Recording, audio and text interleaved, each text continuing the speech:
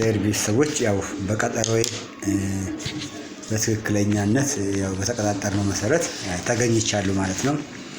ዛሬ ክፍል 1 ያመነ የተጠመቀ ይድናል የሚለውን ቃል የእግዚአብሔርን ቃል እናያለን ማለት ነው።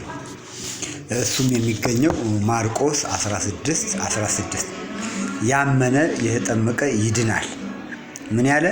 ያመነ የተጠመቀ ይድናል፣ ያላመነ ግን ይፈረድበታል አለ። ቀዳሚው እምነት ነው። ቀዳሚው ምንድነው? እምነት ነው። ተከታዩ ደግሞ ጥምቀት ነው። ቀጥሎ በሶስተኛ ደግሞ የሚከተለው ምንድነው? መዳን ነው። ሰው ያምናል 1 ይጠመቃል 2 ይድናል 3። ብዙ ሰዎች ይህንን ትምህርት አይቀበሉም። የሥላሴ አማኞች አብዛኛ ከሐዋርያዊት ቤተክርስቲያን ውጪ ያሉ እምነቶች ክርስቲያንን የሚሉ አማኞች ወይም የእምነቱ ተከታዮች የሥላሴ እምነት ተከታዮች ማለት ነው እምነትን ብቻ ነው የሚቀበሉት። መጽሐፍ ቅዱስ ግን ያመነ 1 የተጠመቀ 2 ይድናል 3 በቃ ተዘጋ። የሥላሴ አማኞች ግን ምንድነው የሚሉት?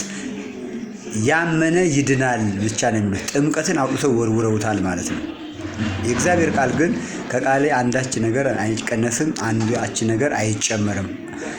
በቃሌ ላይ አንዳች አትጨምሩ፣ በቃሌ ላይ አንዳችም መቀነስን አታድርጉ ብሎ የእግዚአብሔር ቃል ይናገራል። ግን እነሱ ቃሉን አያከብሩም፣ እግዚአብሔርን አያከብሩም። አያውቁም። እግዚአብሔርን እናውቃለን ይላሉ እንጂ አያውቁም።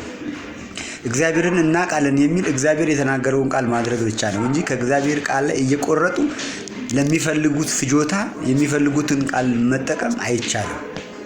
እግዚአብሔር ለሚፈልገው ዓላማ፣ ለእግዚአብሔር ስራ፣ እግዚአብሔር መንግሥተ ሰማይ ሰው የሚገባው ወይም የሚድነው ምን ሲሆን ነው አለ? ሲያምን፣ ሰው ሲጠመቅ ይድናል አለ።